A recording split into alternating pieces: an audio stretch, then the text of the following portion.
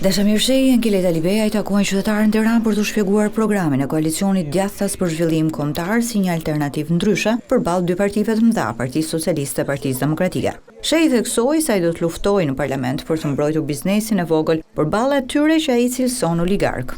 Po ndodh një fenomen që biznesin e vogël e han ai i madh. E han monopoli që i kontrollojnë 4-5 vetë. Ieri kohë këtu hajshin buk 200-300 si për marrës vegjël, jo se u bën pasanik, po jetonin. Sot kanë të pru një 20-30 dyqane.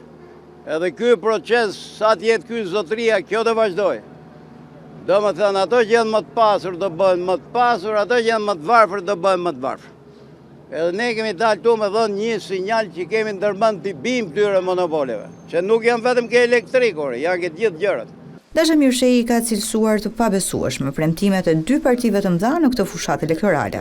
Unë nuk shikoj përveç pasaportës europiane, një premtim, një mirash bosh atje pa vlerë, do t'i shoh gjë tjetër.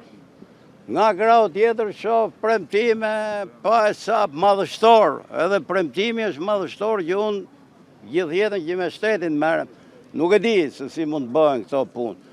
Dashamir Shehi e Nkeleta Libeja garojnë të dy në listën e hapur në kryeqytet duke kërkuar voton e qytetarëve si një alternativë ndryshe në politikën shqiptare.